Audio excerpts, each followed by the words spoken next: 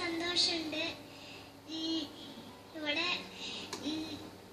സൂര്യ സിംഗറിന് വിന്നറാവാൻ പറ്റുമെന്ന് തീരെ പ്രതീക്ഷിച്ചില്ലായിരുന്നു. ശ്രീകുട്ടി, സൂര്യ സിംഗർ ആവുമെന്ന് വിചാരിച്ചില്ല, പിന്നെ എന്താ വിചാരിച്ചത്? ഒരു 5-6 ഒക്കെ കിട്ടുമെന്ന് വിചാരിച്ചല്ലേ കളി? ഞങ്ങളെ സൈസ് നോക്കിയല്ല, പാട്ട് നോക്കിയാട്ടോ സെലക്ട് ചെയ്തത്. വേറൊരു സർപ്രൈസും കൂടെ ഉണ്ട്. അതിനു മുൻപ് നമുക്ക് ശ്രേയയുടെ അച്ഛനോട് സംസാരിക്കാം. ഭയങ്കര എക്സൈറ്റ്മെന്റിലാണ്. പ്രതീക്ഷിച്ചില്ലായിരുന്നു. 5-6 പ്രതീക്ഷിച്ചോ? ഏതെങ്കിലും ഒരു സ്ഥാനം ഉണ്ടാവുമെന്ന് വിചാരിച്ചു. പിന്നെ ഈ ലോകത്തിൽ അവർക്ക് വേണ്ടി ഒരുപാട് പേര് പ്രാർത്ഥിക്കുന്നുണ്ട്. അപ്പൊ അവരൊരു പ്രാർത്ഥനയുടെ ഒരു ഗുണമായിരിക്കാം നമുക്ക്. തീർച്ചയായിട്ടും. അമ്മയ്ക്ക് എന്താ പറയാനുള്ളത് നോക്കാം.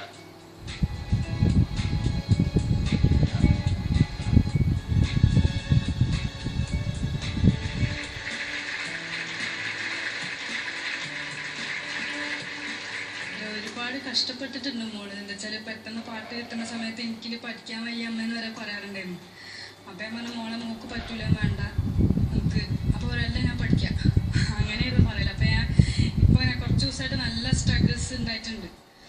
ഇന്നലെ ഇപ്പം പാട്ട് പഠിക്കുന്ന സമയത്ത് കരഞ്ഞ് ഒന്നാമത് കേട്ട് പരിചയമുള്ള പാട്ടുകളായിരിക്കില്ല, പിന്നെ നോക്കി പാടാനാണെങ്കിൽ അതും അറിയില്ല. അപ്പം കാണാതെ പഠിച്ചിട്ട് വേണമായിരുന്നു പാടാൻ. അപ്പം ഞാൻ ഇന്ന് രാവിലെ മോളോട് പറഞ്ഞു, മോള് പെയിനൊക്കെ ദൈവം കാണും, അപ്പൊ എന്തെങ്കിലും ഒരു ഫലം കിട്ടുന്നില്ല. സൂര്യ ടിവിയുടെ വേദിയിൽ, സൂര്യ സിംഗറുടെ വേദിയിൽ മോള് വന്ന് പാടിയതിൽ തീർച്ചയായിട്ടും ഒരു ഫലം ഉണ്ടായി. അതെ, തീർച്ചയായും. സൂര്യ സിംഗർ എന്ന പദവി ശ്രേയകുട്ടി.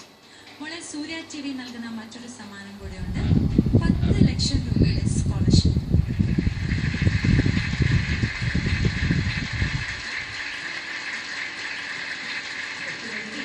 Judges please. സൂര്യ സിംഗറുടെ ശ്രേയ.